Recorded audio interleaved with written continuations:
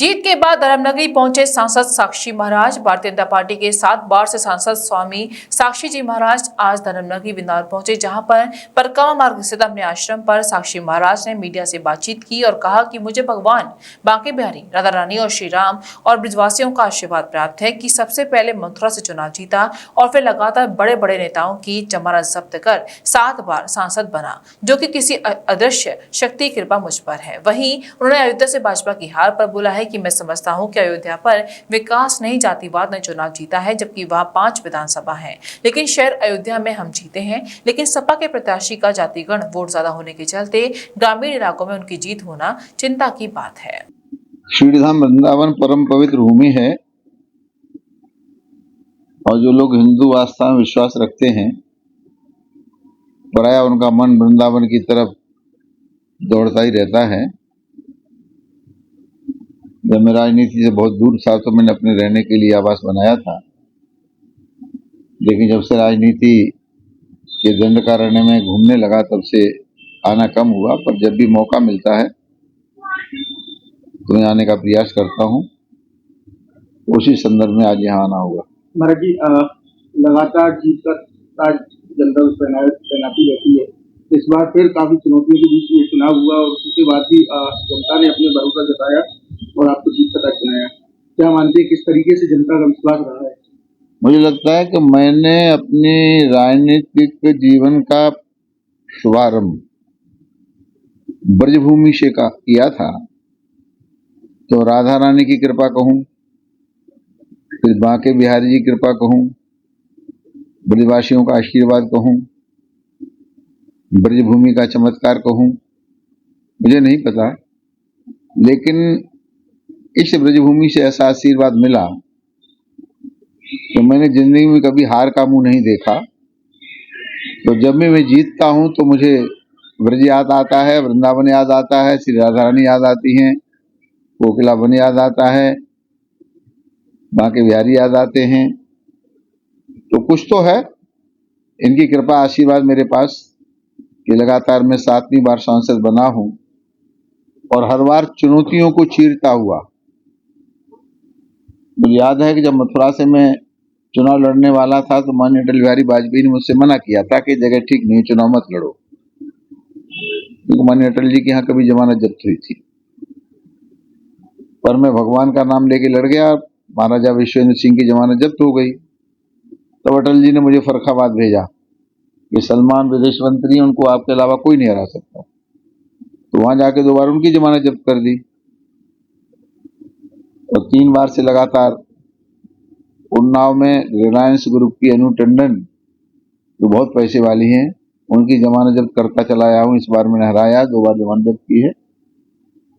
तो कोई अदृश्य शक्ति, देवी है, दुर्गा है, राम है, कृष्ण है, शिव है, कि राधा नहीं है, भगवान बांके बिहारी, कौन है मैं नहीं जानता, लेकिन कोई अदृश्य शक्ति मेरा संरक्षण कर रही है, मुझे आशीर्वाद दे रही है, जिसके कारण मैं कभी हार का मुंह नहीं देखा, पीछे मुड़कर नहीं देखा, आगे ही बढ़ता चला जा रहा हूँ।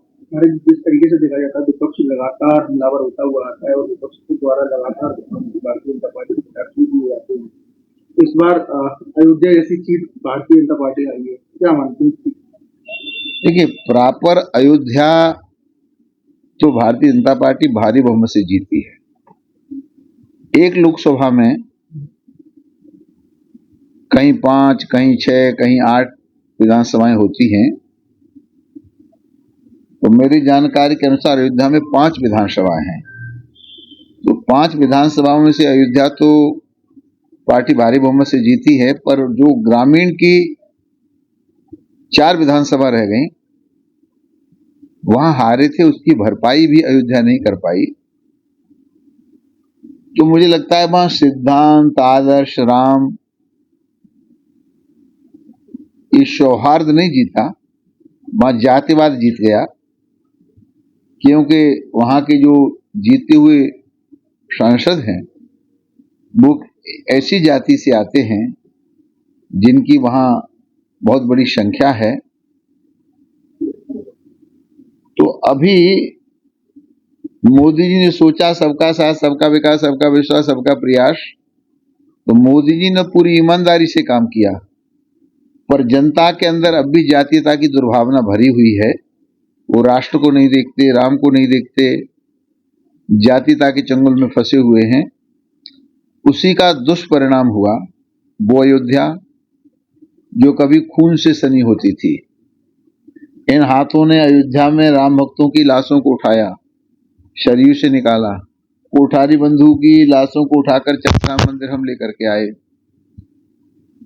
तो वो नरसंहार हमने अयोध्या का देखा। उसी अयोध्या को योगी ने, मोदी ने सजाने का काम किया, चाहे सरयू का किनारा हो, चाहे अयोध्या धाम बना करके एयरपोर्ट बनाना हो, चाहे स्टेशन को अयोध्या धाम बनाना हो, या विश्व का सबसे सुंदरतम विशाल रामलला का मंदिर बनाना हो। इतना बड़ा काम करने के बाद भी वहां से सपा का सांसद जीता है। चिंता का विषय है समाज के लिए भी, हमारी पार्टी के लिए भी, और हिंदुत्व की बात करने वाले लोगों के लिए भी। महाराज जी, अयोध्या का काम चुका है, उसके बाद अब मथुरा का जो होता है या मथुरा का क्या? एक अयोध्या नहीं, मोदी जी के नेतृत्व में वीर विक्रमादित्य के बाद पहली बार विकास भी, विरासत भी, इस बात को लेकर के काम प्रारंभ हुआ। तो आप महाकाल का कॉरिडोर देखेंगे तो बहुत सुंदर बना है। आप बाबा केदारनाथ को देखेंगे तो खुश हो जाएंगे, बाबा विश्वनाथ को देखेंगे तो आप प्रसन्न हो जाएंगे। तो कुल मिला के सब जगह विकास भी, विरासत भी, इस महामंत्र के साथ मोदी जी ने विकास तो किया ही, जो 65 साल में नहीं हुआ वो 10 साल में करके दिखाया। और विरासत भी, कि जो लोग अपनी विरासत संस्कृति को भूल जाते हैं, मिट जाते हैं, विरासत को भी सुदृढ़ करने का काम माननीय मोदी जी ने किया। तो फिर मैं कहूंगा जिस तरह से मोदी जी ने विकास का और विरासत का काम किया, उसके अनुसार जनता ने आशीर्वाद नहीं दिया। कमी कहाँ रह गई, ये समीक्षा का विषय है। मथुरा जन्मभूमि को लेकर मामला कोर्ट में है।